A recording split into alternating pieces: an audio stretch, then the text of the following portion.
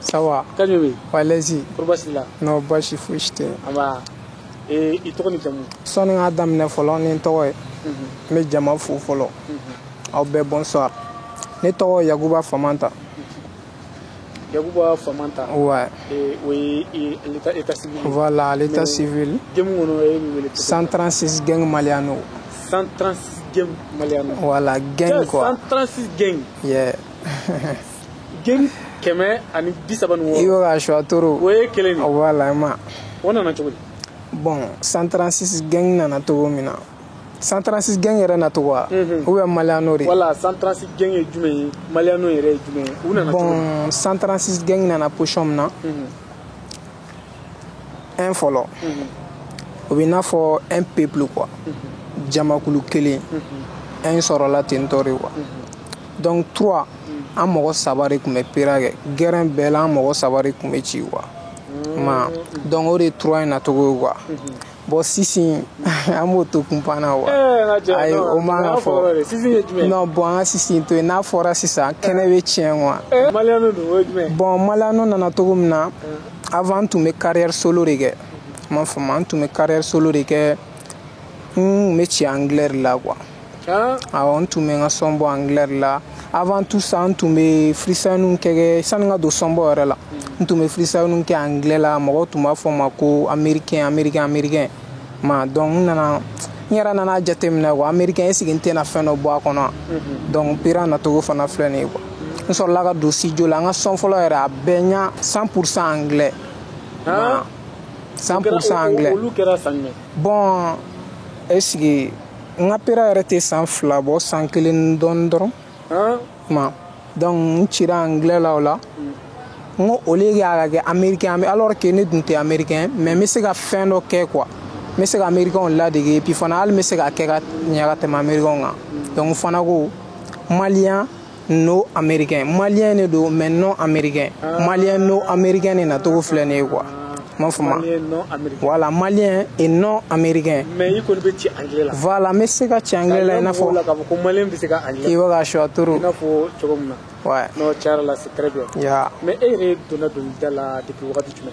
Bon ne donna dɔnkilida la Salo. Salo a tɛ san 2 bɔ dɔɔni. Mais i bɛ ka gemu yuguba dɔrɔn. Voilà. I bɛ ka gemu yuguba. Maliano e yɛrɛ bɛ quartier jumɛn na Mali la? Bon ne bɛ Yirimajɔ. Ne bɛ Yirimajɔ awɔ. D'accord. Donc an bɛ don ni an ka bi dugu fɔlɔ ye. Ok. Dugu fɔlɔ ye an ka R1 ye. R1 Sikaso ka don. Ok. Donc ale fana ye rappeur denmisɛnnin ye. Ok. Kalanbaga b'a la. A bɛ succès ba la Sikaso bi. Ouais. Donc an ka jɛ an k'ale ka clip lajɛ ɲɔgɔn fɛ. Après an bɛ sɔrɔ ka na plateau kan. Problème t'a la.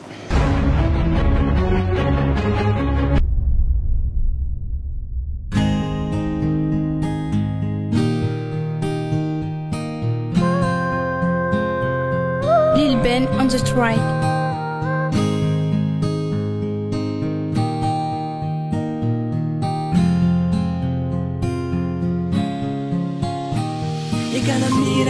Tiga kanu merite Ikani nyaji boye no ato merite Imaye wadi bela tumila maloya Al ni ma fen fo ene bado isengena Ikana mira la tiga kanu merite Ikani nyaji boye no ato merite Imaye wadi bela tumila maloya Al ni ma fen fo ene bado isengena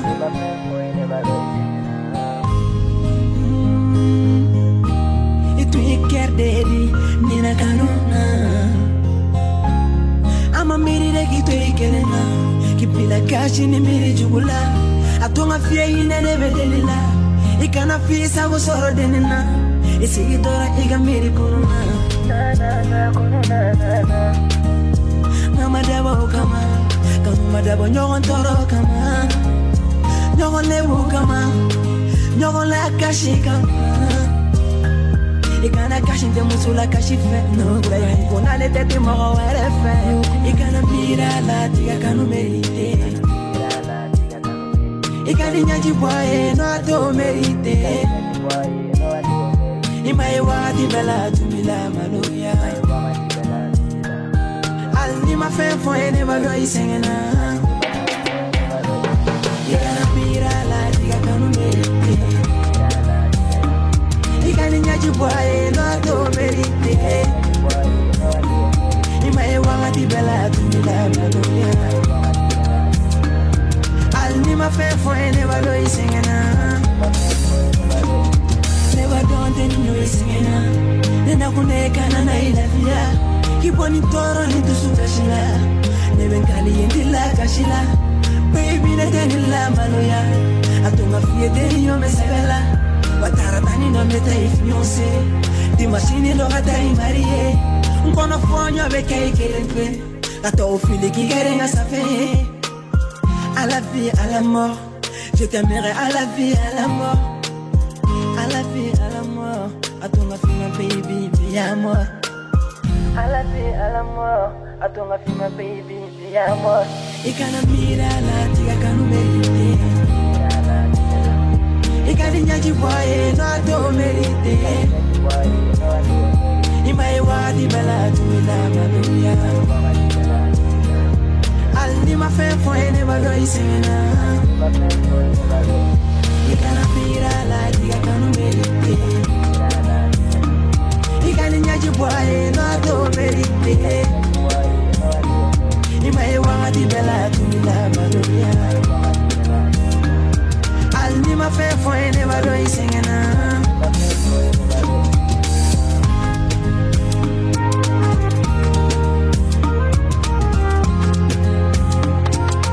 Lil Ben on the strike.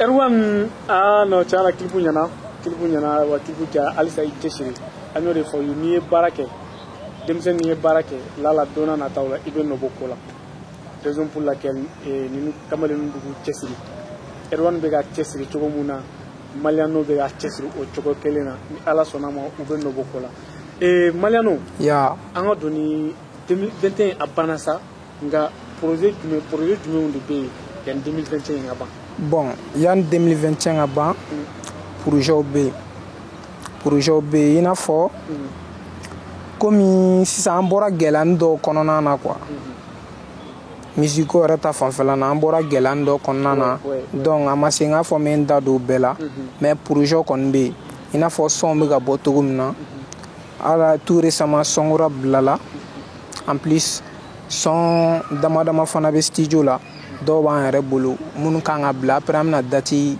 mukla ga dati fixe la kulu so pro mun bora est-ce que kan filno e ka am flebo hakli e ka on flebo nyama fi fandon yana ngata ko fe ko be bi de ouais ko bi oy nga la mer fasaye oy mba re fasaye rappelle la mer fasaye voilà donc big up à elle mama iye ko minga madogo iko be senge mene bega jinye lolo megi la je bega koro me halsa ne masega ko ge folo souvent ba e bega joro me baro dono la me pa go kono senge ko e here kunu nyi kanyani unye iko newe shini ye ala kana sukoro wo kile ye denge ni manana anaka gele ya ubena me den wolo na de wa nyani meta kisi ga ko to alama mama iye kasi mise chaman gen kama nya be mama iye juru mise chaman tan kama nya be isengena nyani na ngamunyu fana de be shibo shefana ye shibora shefa ina sabu mana bobi be koma nangama Sinatena saya say kanu kamankari yalen kanindi kama. I love you, mama. We'll never forget you, mother. I need you, ma. Please, God, give a long life to my ma. Ah no, je kama le mega angia pare. Yeah. No, nga je mu fo keleno. Yeah, keleno. Wala a kera chogo chogo rapper ni kera chogo chogo. Magnifique yere talent de ibadi. Donc ni soro ibadu. Ouais. Il la kofo ibay. Effectivement. Donc yeni fasa mamba intaka de bala ka sababu ke ay komunike et puis ka yira la feneka adenge be katanye. Voilà. Effectivement. Voilà.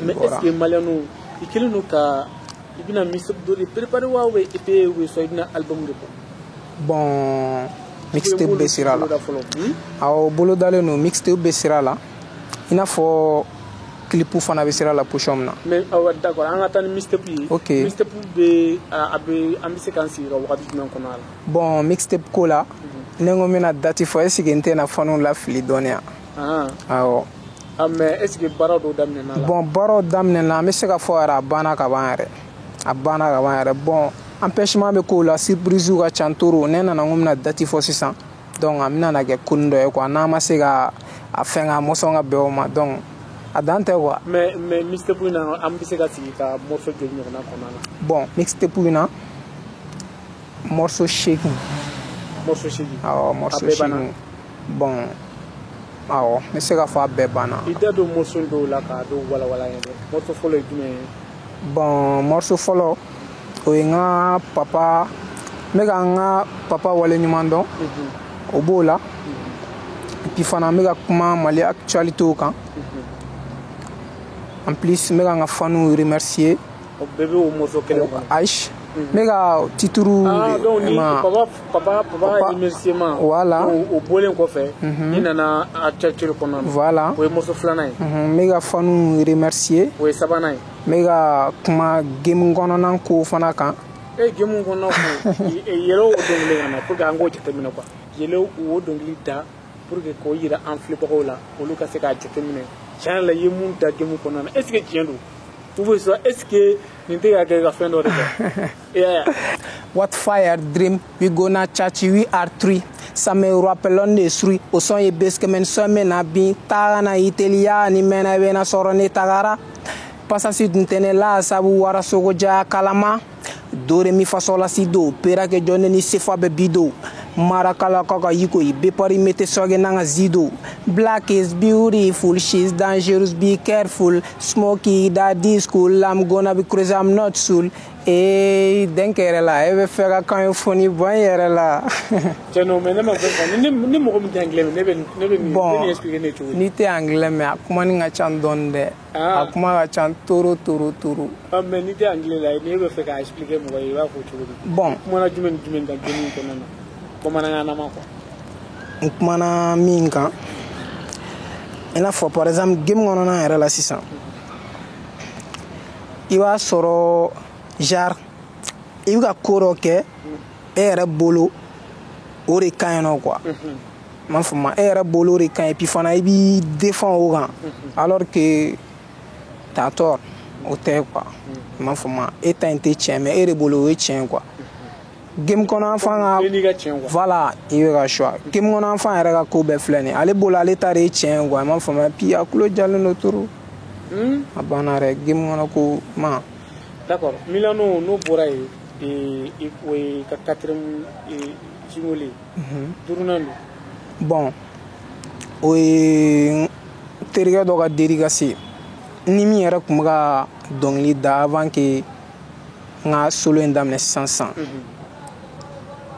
o ale ga derigasi muna au kumga voilà que au farala de waaw be bon ama fara tere mogo yɛrɛ b'a fɔ ma k'an ye filani yɛrɛ tellement an ka ko bɛnnen toro puis ne n'ale de bɛ da an bɛ wuli fana quoi yɔrɔ kɛlɛko kuma kɔni tɛ ma donc ne n'ale de bɛ da an bɛ wuli fɛn bɛɛ an ka di ɲɔgɔn ye an bɛ yala ɲɔgɔn fɛ su ni tile an bɛ ɲɔgɔn fɛ ma bon a yɛrɛ musique kɔnɔ ko ka ca et puis a kɔnɔ ka dun toro a kɔnɔ ka dun yɛrɛ de bon ale ma donc ale ta bilala kɛrɛfɛ a ma bɛn yɛrɛ ma toro a ma bɛn ma donc fana ye fɛn dɔ bɔ ale kama quoi donc a bangebɔ a masaw de y'a empêché k'a kana dɔnkili da bilen wa ou bien soit mun de y'a to a ye bon voilà o b'a la parents ko k'a ka a da o kan fɔlɔ quoi k'a ka da o kan fɔlɔ k'a ka da misiki kan fɔlɔ parce que ma k'a ka da an b'a fɛ k'a lamɛn a fɛ k'a lamɛn dɛ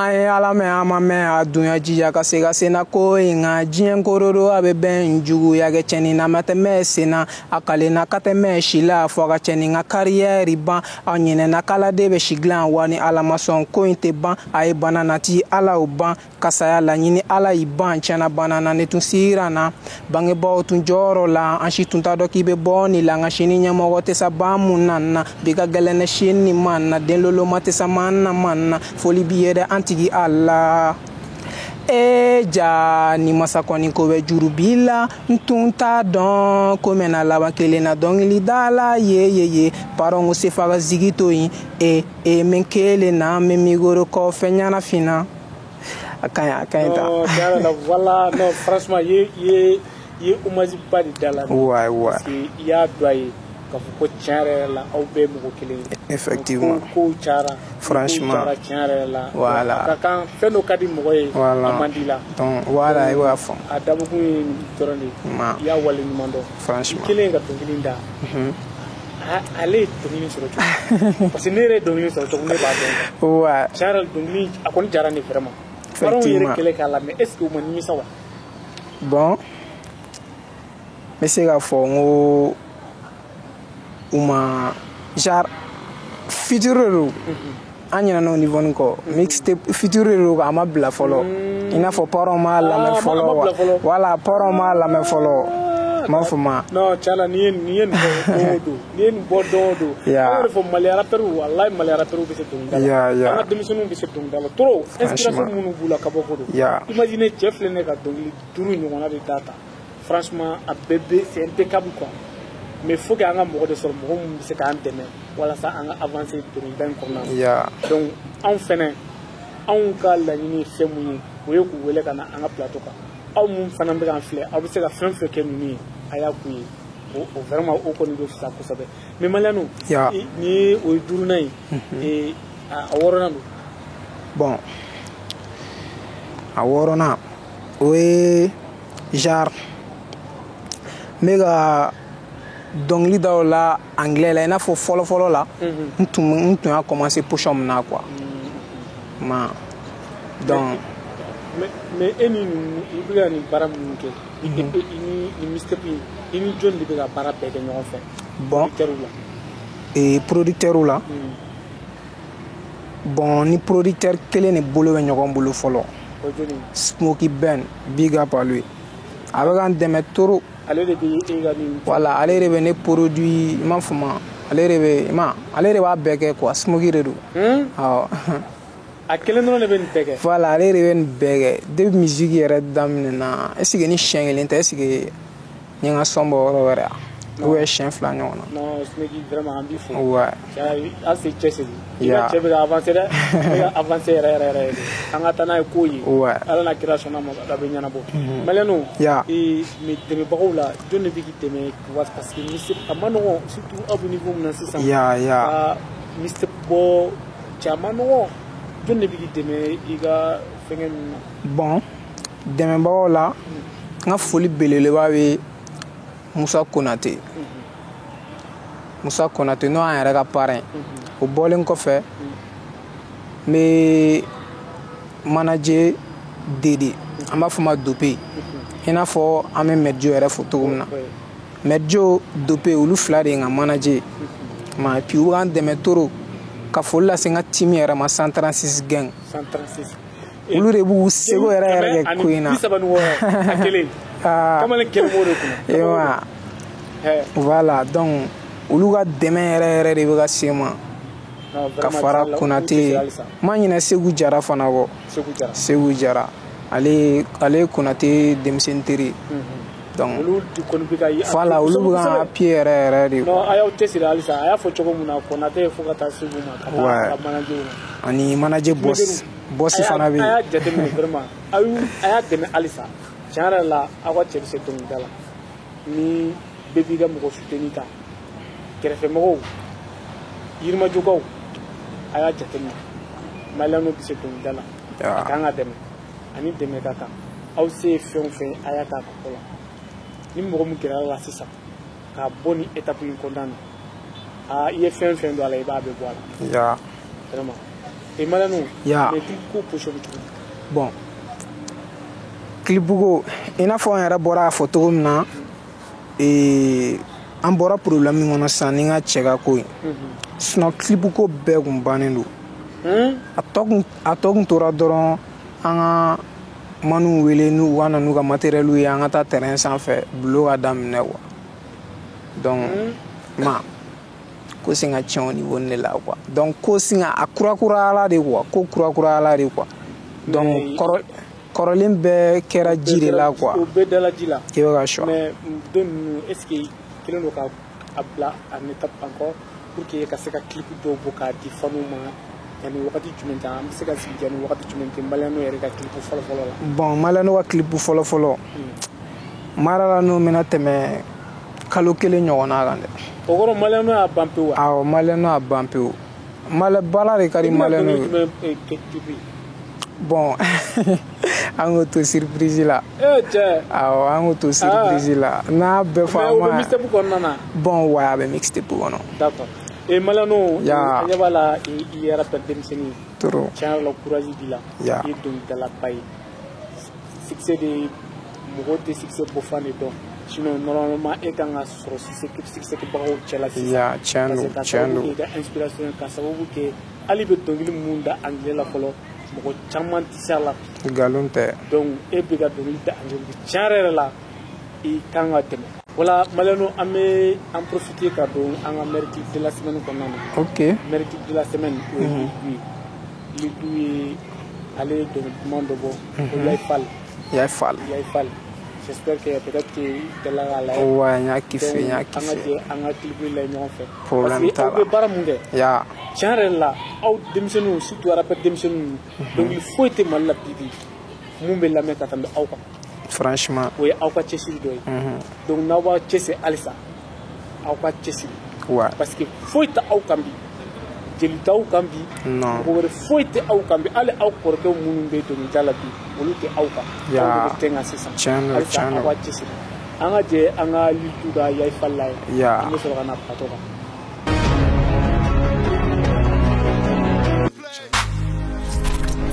Billy John Music, your beat is crazy.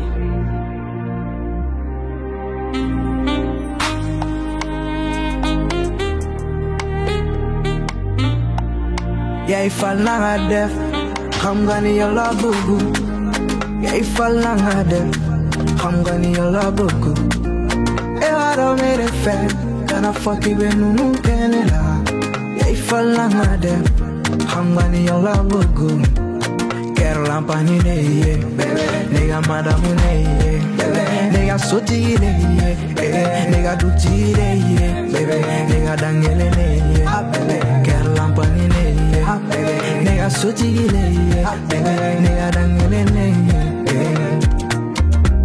baby sawali kalime ni sutura kalime iga dimini manine o manine baby o manine baby sawali kalime sutura karinye iga dimini maninye o maninye bebo maninye ata sula o pusa baby yo nebi ata lo nusa kitone lil koi magotesa baby tesa ata sula fini pasa dirigo kale besa ta pesa iga plensa anga plensa desa Yaye Fall nanga def xam nga ni yow la bëgg Yaye Fall nanga def xam nga ni yow la bëgg e waro mere fe kana faki be nunu kenela Yaye Fall nanga def xam nga ni yow la bëgg ker lampani ne ye nega madamu ne ye nega soti ne ye nega duti ne ye nega dangele ne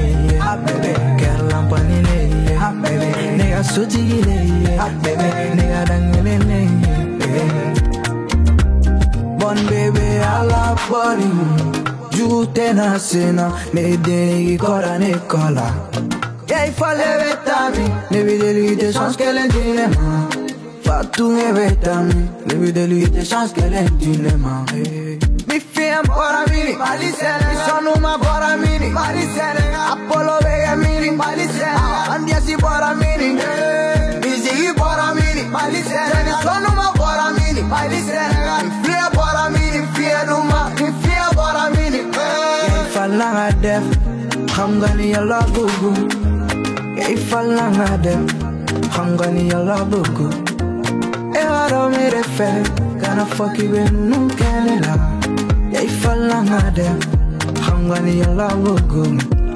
Quero lampani de bebe, nega madame de bebe, nega soti de bebe, nega duti de bebe, nega dangele de bebe, quero lampani de bebe, nega soti de bebe, nega dangele de bebe.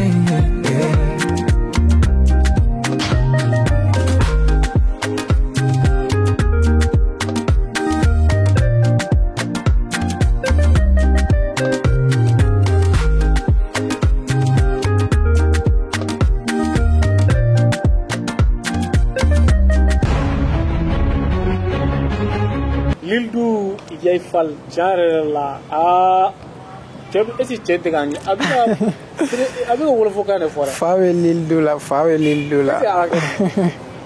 no kamalo Lildu awa dano abi chance toro vraiment ni clip sugunu amma ansigile me kamale no kan clip sugunu wa chesiri Jarela ne kon ma fe kan clip wa gan no clip awa abi ciao ala na kira sunu wati Maliano rubrique de pays bini enyi ngala demseni bon ngode be ngola wa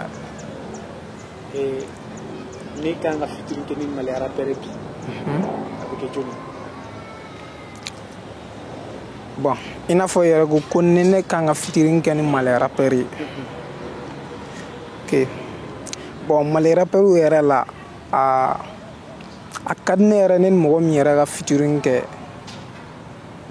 ne yɛrɛ sɔnnen no mɔgɔ min ye fitirin yɛrɛ la o bɛna se ka ne show yɛrɛ sigo tɛ kebe ya Dr Kebe n'a fɔ nin wagati in na a bɛ gɛlɛya kɔnɔ donc an bɛ ala deli bɔfan fɛn o fɛn genre ani hɛrɛ ka jigin an kan quoi a ɲuman ka na fɛn bɛɛ donc ala ka ɲuman kisi nin ko in na ya ala na kira sɔn ma n'a nana kebe mɔgɔ min ye demsenu de kosɛbɛ ouais demsenu de yɛrɛ parce que ani demsenu caman fitrin kɛ ɲɔgɔn fɛ ouais caman y'a la ɲini ani caman y'a kɛ donc lala ala na kira sɔnna ma an bɛɛ bɛ ka jɛ ka dugawu de kɛ ala ka nana a ɲuman ye amina donc n'a nana ala sɔnna ma i ka ci dɔ kɔni bɛ i ka ci la s'a ma problème t'a la ala sɔnna i n'a bɛ fitrin kɛ ya donc voilà an bɛ wele bila halisa Malin bɛɛ lajɛlen ma an ka jɛ an dusukun kɛ kelen ye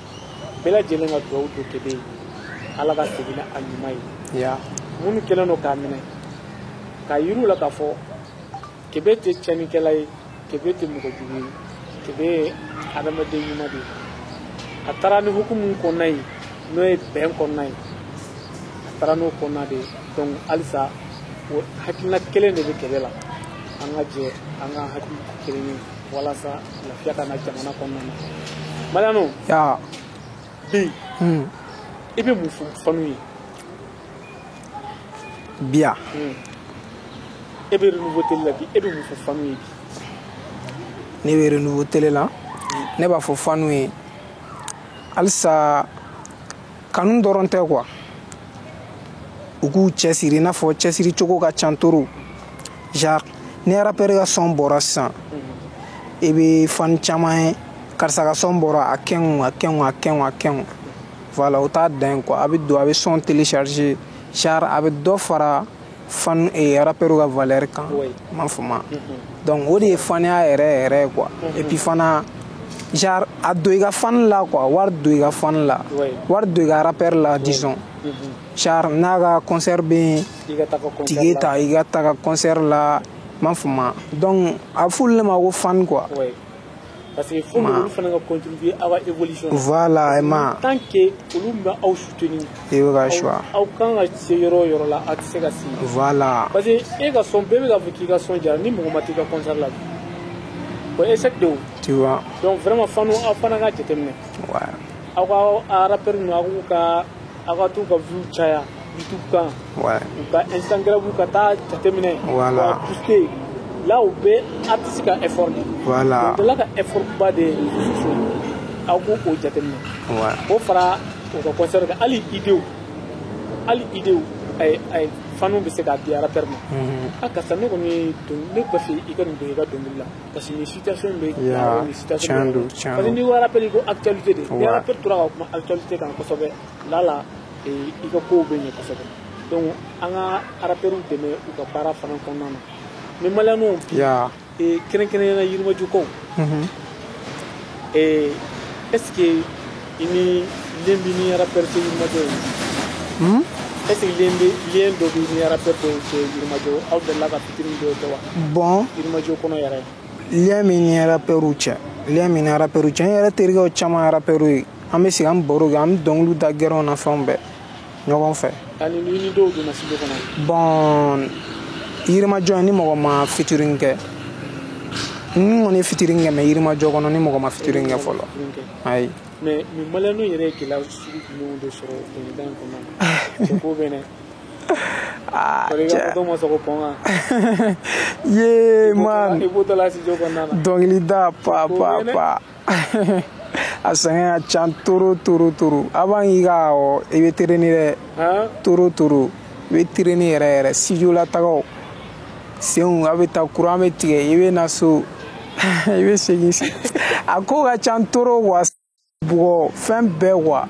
Puis fana woru yɛrɛ tɛ dafa kuma bɛɛ i bɛ taa i bɛ beatmaker i b'a négocier a k'i arranger ma donc après ma olu bɛɛ kɛra ka tɛmɛ mais est ce que gɛlɛya kelen jumɛn de bɛ yen e tɛ se ka ɲinɛ mun kɔ depuis e a dɔnkilida daminɛ o ye gɛlɛya jumɛn i yɛrɛ ma se ka ɲinɛ mun kɔ fiyewu tiɲɛ yɛrɛ i yɛrɛ y'a dɔn ko tiɲɛ na nin don maliyɛnw yɛrɛ sɛgɛnna yɛrɛ de k'i to i ka 136 gang empire la wuraya la bɛɛ la i sɛgɛnna.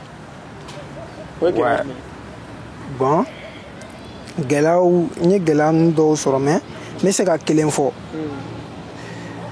Don dɔ la n tun welelen don fo ba kɔfɛ quartier dɔ de la quoi. A don moto ko yɛrɛ gɛlɛyara. An ye moto ɲini position na sugu bɛɛ la quoi. M'a faamu olu yɛrɛ kun ye heure min fɔ an ye heure yɛrɛ tun bɛ ɲini ka tɛmɛ ka sɔrɔ an ma moto sɔrɔ an fɔlɔ. Ma donc moto sɔrɔla. An ye essence wariko fana o kun bɛna kɛ dara ye mais bref essence an ye essence kɛ moto la donc an bɔra an tagara an tagatɔla polisiw y'an lajɔ polisiw y'an lajɔ i ma donc k'an lamunumunu toro an yɛrɛ ta kun ye min an yɛrɛ depuis o yɔrɔ la an jigila misɛnyara quoi ma donc o bɛ n'an bila wagati o wagati o y'a sɔrɔ su janyana ne yɛrɛ dusu bɛɛ tiɲɛna an taara sɔrɔ olu yɛrɛ tilatɔ la don yɛrɛ n'aw taara fana olu fana bɛ tila ka jigin aw kan i ma donc an taara sɔrɔ olu tilatɔ la don komi frère ko ni fɛnw don an pardon ni fɛnw demande an seginna quoi ma donc a don a ye n touché dɔɔni mais n ko nin bɛɛ b'a kɔnɔna na quoi i bɛ traîner dɔɔni bɛɛ b'a kɔnɔna na donc ni o muɲu de filɛ ne ka voilà ayiwa sababu ye i bɛ inspiration sɔrɔ et puis i bɛ expérience sɔrɔ ko kɔnɔna na fana non tiɲɛ yɛrɛ la o gɛlɛyaw b'a kɔnɔ donc nin bɛɛ u ka gɛlɛya dɔw ye parce que n'i ye rappeur ye ta k'a fɔ ko nin tɛ mɔgɔ ɲɛnama nin tɛ mɔgɔ ɲɛnama nin rappeur ye mankan tɛ ka dɛmɛ don ma i b'i ka fili la ninnu bɛ effort mun kɛ u ka baara kɔnɔna na ala de b'a dɔn e mun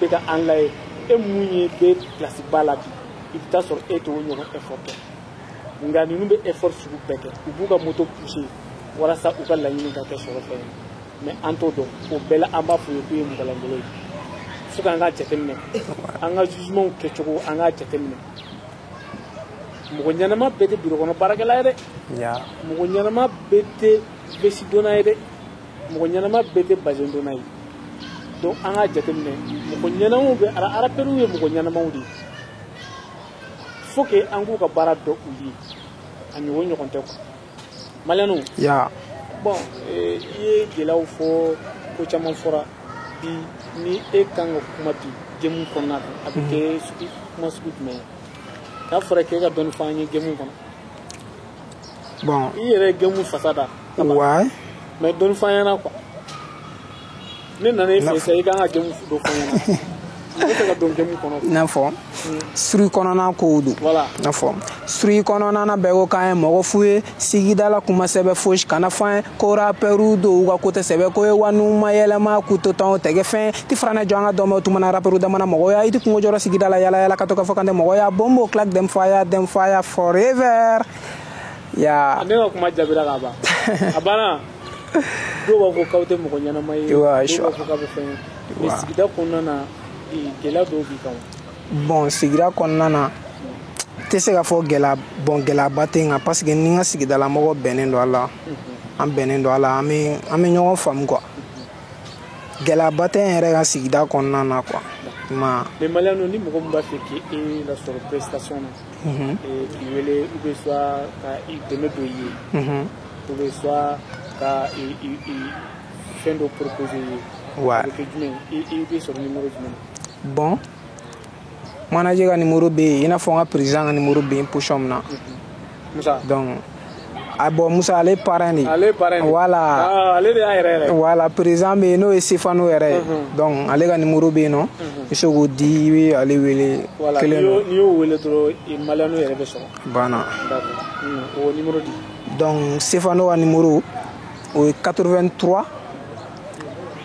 et 39 64 13 83 39 64 13 ouais donc ni mɔgɔ min mago bɛ maliyɛnw la i b'a wele 83 39 64 13 ala na kira sɔnna ma e mago bɛ dɛmɛ de i b'a fɛ ka dɛmɛ de k'a ye wa i b'a fɛ k'a wele ka taa i ka prestation de la wa i b'a wele ka fɛn o fɛn f'a ye o bɛɛ ye fɛn dɔ de a y'a wele walasa ni ala na kira sɔnna ma aw bɛ bɛn ko la o don kumakan laban na i bɛ mun fɔ maliyɛnw ye bi maliyɛnw yɛrɛ ka ko la bon kumakan laban na fɔlɔ an ka émission in fo fɔlɔ n'o ye Paw ka girin émission Paw ka girin fɛn min dɔ kɔnɔ kow ka girin nɛgɛ ni kan tɛnti ni lafiliya suyi ko kelen b'i yɛrɛ ye firi a banna donc o ye Paw ka girin Paw ka girin ta ye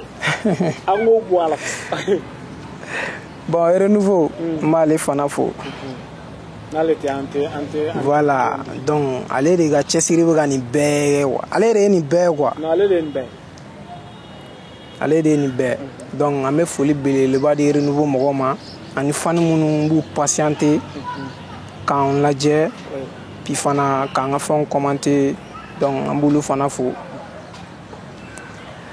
renouveau a ye lamɛn min na mun fɔ aw jija an ka lakodɔn kelen kɔtɛ ne ni ɲɔgɔn na caman talanci baden caman bɛɛ bɛ Mali la a bɛ Mali la talanci badenba bɛ Mali la aw jija renouveau aw jija an ka se ka dɔn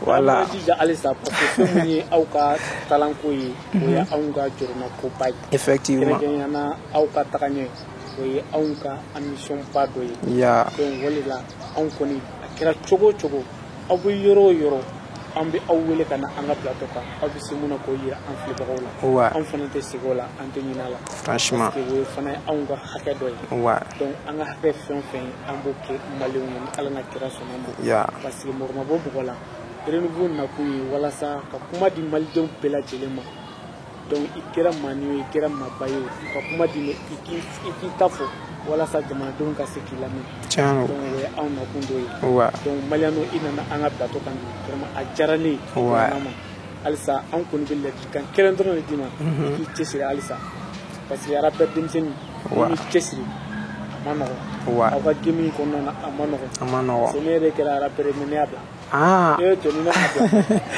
mais i tun bɛ se ka continuer o fɛn in kɔnɔna non kabako don ni courage t'i la i tɛ se ka non i tun bɛ talent sɛbɛnnen don i zie kan i tun bɛ se ka continuer a tɛ se ka kɛ waati donc vraiment halisa ka courage ta halisa k'i cɛsiri mɔgɔ minnu bɛ ka a dɛmɛ maliyɛnw dɛmɛ vraiment aw fana k'aw cɛsiri halisa ko ma nɔgɔn dɛ nka aw bɛ se n'aw bɛ ka taa a bɛ se Ouais. parce que aw ka cɛ cɛkunbaba don Chekumaba. nin y'a tɔgɔ sɛbɛnlen cɛkunbabaw cɛ la parce que ka sababu kɛ a nana a ye inspiration minnu fɔ a ye dɔnkili minnu da ne ni aw an bɛɛ lajɛlen ye dɔ lamɛn a la donc u bɛ an bɛɛ lajɛlen sɔn hakili la ni kamalen kan ka dɛmɛ n'a man kan tɛ ka dɛmɛ an bɛ mɔgɔ mɔgɔ ta ka na an ka plateau kan yan a si tɛ malangolo ye a bɛɛ bɛ fɛn dɔ kɛ a bɛɛ bɛ se ko dɔ la a seulement dɔrɔn k'a dɛmɛ n'aw y'u dɛmɛ dɔrɔn a banna jeune talentueux dama dama de bɛ na nin plateau in kan donc an bɛ aw fo ka aw waleɲuman dɔn o ko la aw minnu b'an wele wagati bɛɛ ka proposition ka anw ye an bɛ aw fo halisa aw kana segin an weleli la aw ka laɲini ye fɛn mun ye ani mun de ka di aw ye denmisɛnninw walasa denmisɛnninw bɛ se ka fɛɛrɛ jumɛn bɛ se ka tigɛ walasa denmisɛnninw ka se ka sanayɛlɛ sɔrɔ a y'an wele ka a ɲɛfɔ an ye parce que mɔgɔ kelen hakili kelen maa fila hakili fila n'an hakili fara ɲɔgɔn kan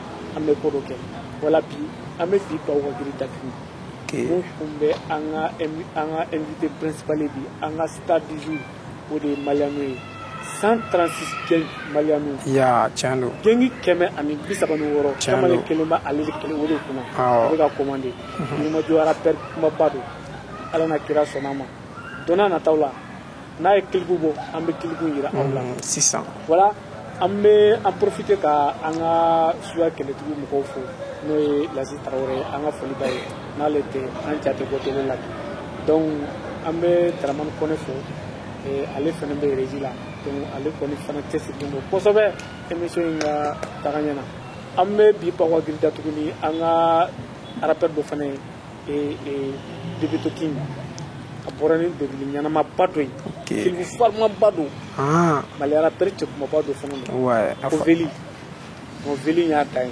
Veli bɔra a ma mɛn tiɲɛ yɛrɛ la Debito King fana y'a ta ye donc an ka jɛ an ka Debito King ka Veli lajɛ wala an bɛ bi bawa giri da tuguni an b'a fɔ aw ye aw k'an bɛn samedi wɛrɛ bawa giri kɛnɛ kan.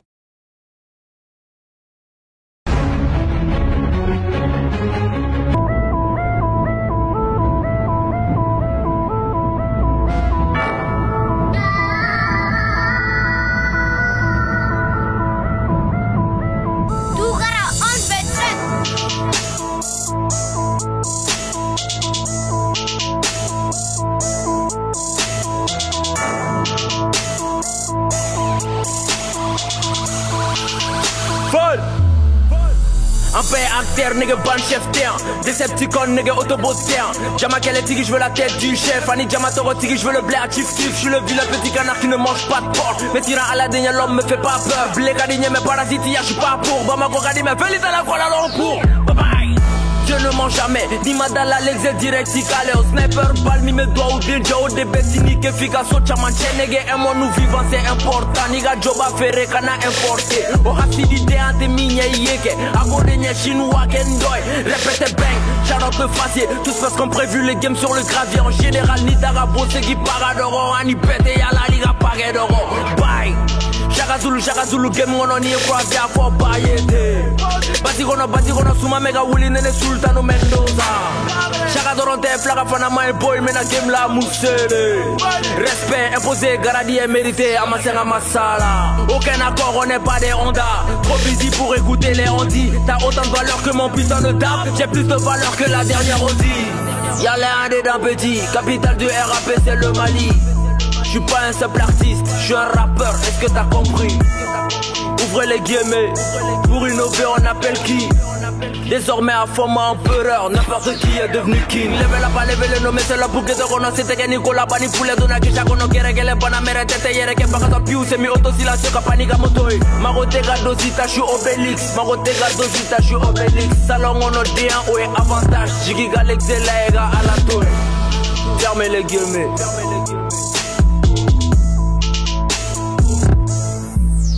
Folle!